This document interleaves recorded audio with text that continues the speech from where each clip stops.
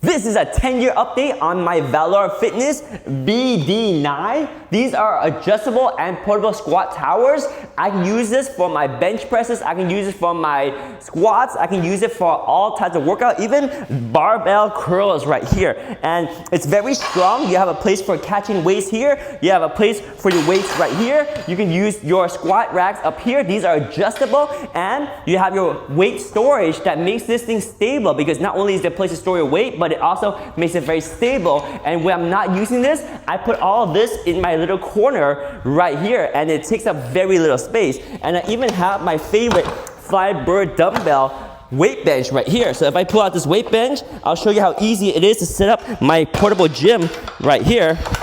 So I got my bench there, lift this up over here, and I can use incline, I can use decline, put my bench here, and I got my weights, and I'm ready to rock and roll. This makes it so portable. I'm in my garage. Normally we park cars in here, but when I want to work out, I got my bench, and I'm ready to do exercises, do my chest presses, do whatever I want. I have a safety here just in case something goes wrong, or I can put my weight down here. And this thing is very compact, portable. This is the Valor Fitness Station. I love this thing. It's a great addition to any home gym right here.